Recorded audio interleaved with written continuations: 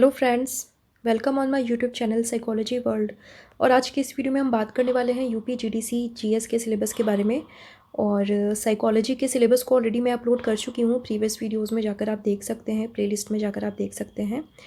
और आज की इस वीडियो में हम डिस्कस करने वाले हैं जीडीसी जीएस के सिलेबस को। और क्योंकि अब टाइम बहुत ही कम रह गया है और यहाँ पे इसको आज की वीडियो को स्टार्ट करने से पहले मैं बता दूँ कि बहुत ही जल्द मैं जीडीसी जीएस पर बेस्ड कुछ वीडियोस की सीरीज़ लेकर आने वाली हूँ, जिसमें हम उत्तर प्रदेश के बारे में कुछ इंपॉर्टेंट चीज़ों को देखेंगे। क्योंकि यहाँ पे सिलेबस में ऑलरेडी मेंशन्ड है कि यूपी के बारे में आपकी जनरल अवेयरनेस होनी चाहिए, तो उस पर बेस्ड मेरी वीडियो होगी। और मैं कोशिश करूँगी, क्योंकि अब टाइम बहुत ही ज़्यादा कम रह गया है जीएस के लिए भी, अगर मैं वीडियो अपलोड कर पाऊँ तो एग्ज़ाम से पहले मैं अपलोड करने की पूरी कोशिश करूँगी। सो आपका साथ और आपका सहयोग यहाँ पर अपेक्षित होगा। सो चलिए फिर वीडियो को स्टार्ट करते हैं। Let's start. तो जैसा कि आप स्क्रीन पे देख पा रहे हैं, ये जीडीसी जनरल अवेयरनेस का यहाँ पे पेपर हम यहाँ पे डिस्कस करने वाले हैं। और यहाँ पे ये जो सिलेबस है ये टोटल आपका 6 सेक्शन में बटा हुआ है। यहाँ पे आप देख पा रहे हैं ये 6 सेक्शन में बटा हुआ है। और उसके साथ ही यहाँ पे candidates are expected to have general awareness about the above topics with specific reference to Uttar Pradesh. Means यहाँ पे ये जो सारे टॉपिक्स आप पढ़ेंगे उत्तर प्रदेश के रेफरेंस में इनको पढ़ना, आप इनको जानना आपसे एक्सपेक्टेड होगा। तो यहाँ पे यूपी के बारे में इन टॉपिक्स को रिलेट करके आपको पढ़ना है। साथ ही यूपी के बारे में जो इंपॉर्टेंट चीज़ें हैं उसको भी आपको वहाँ पे उससे भी क्वेश्चंस आपके आ सकते हैं, क्योंकि यूपी का एग्ज़ाम है तो यहाँ पे यूपी से क्वेश्चंस हो सकते हैं। तो यहाँ पे नंबर 1 टॉपिक है यहाँ जनरल साइंस। यहाँ पे जीएस जनरल साइंस की नॉलेज आपको होनी चाहिए। General current events of national and international importance, यहाँ पे प्रॉपर आप पिछले 1 साल 1.5 साल का करंट अफेयर अगर देख लेते हैं तो उतना आपके लिए काफ़ी होगा। क्योंकि एग्ज़ाम आपका मार्च में होना है, तो किसी भी एग्ज़ाम में हम देखते हैं कि जनरली उससे 1 साल 2 साल पहले के क्वेश्चंस काफ़ी सारे आए होते हैं।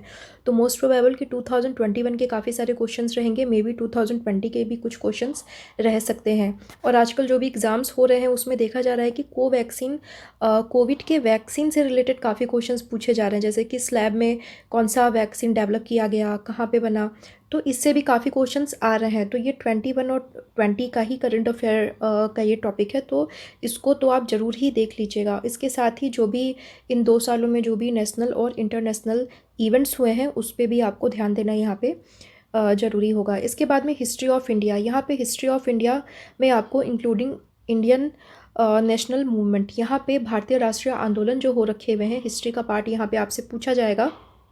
और इसके बाद इंडियन पॉलिटी एंड इकोनॉमी मुद्रास्फीति, मुद्रा और अविस्फीति, इससे क्वेश्चंस आपके काफ़ी आ सकते हैं। और इंडियन कॉन्स्टिट्यूशन, संविधान किसी भी कॉम्पिटिटिव एग्ज़ाम का बहुत ही फेवरेट टॉपिक होता है।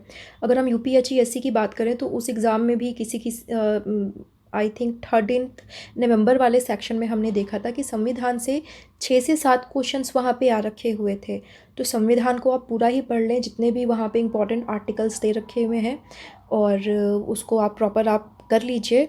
और इसके साथ ही ज्योग्राफी इंडियन एंड वर्ल्ड, यहाँ पे geography Indian geography and world geography आपको यहाँ पे पढ़नी होगी। और इसके साथ ही mental ability and statistical data analysis, कुछ क्वेश्चंस आपके मेंटल एबिलिटी पे भी बेस्ड हो सकते हैं। मेंटल एबिलिटी जनरल रीजनिंग हम इसको कह सकते हैं। कुछ स्टैटिस्टिकल डेटा यानी डेटा एनालिसिस से रिलेटेड कोई टेबल दे करके भी क्वेश्चन आपसे पूछा जा सकता है, तो इसके लिए भी आप प्रिपेयर रहें।